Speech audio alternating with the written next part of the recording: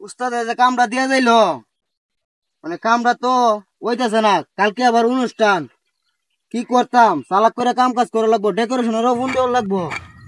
কাম কাজ হইতাছে না আমার, তাড়াতাড়ি কি করতাম আবার। ইস, মাথাটা আমার নষ্ট। এত প্যারা নিয়ে কি আর কোনো কাজ করা যা? কালকে আবার বিকেল এর অনুষ্ঠান, অন্য কোনো কিছু করা হয় নাই। যাই দিগা কাজ কেমন আগাইছে। আরে সর্বনাশ করে লাইছে।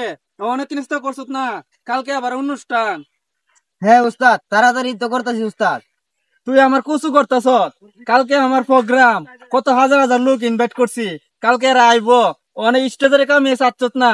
তো কালকে কেমনে প্যান্ডেলে আমরা করুম?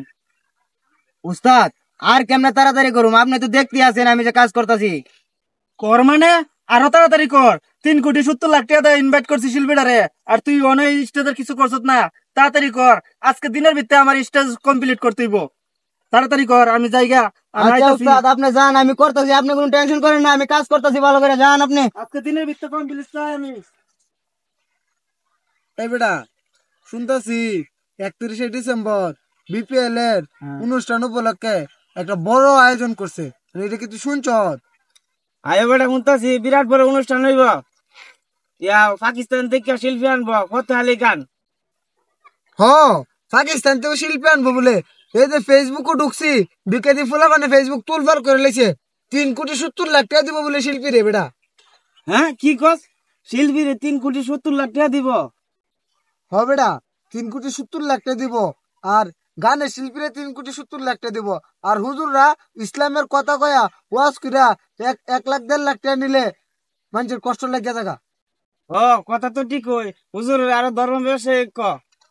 কথা তো ঠিক হই, যার যার বুঝ দাড়ি ফালায় রাহুমুস আ জায়গা তা বিষয় লিয়া বাইক বালাম নাই। হ্যালো, আসা গিয়া।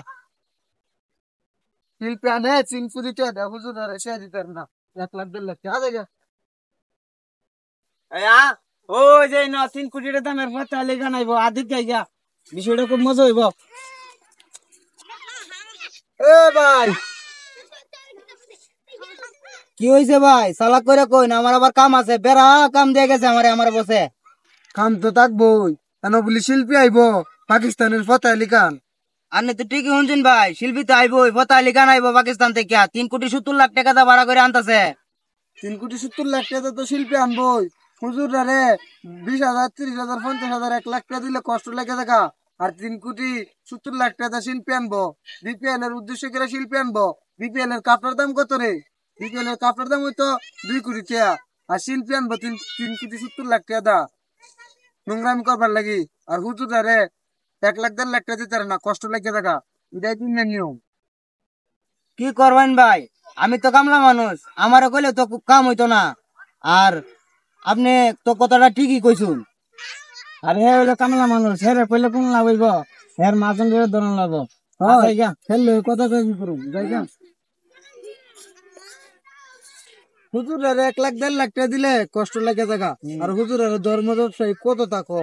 আর অনেক যুগের মাতব্বররা শিল্পীরে 1 কোটি 1.5 কোটি 3 কোটি 4 কোটি টাকা লয়া নোংরামি করার লাগি। তা আমরা কয় লাভ নাই। হ্যাঁ আমরা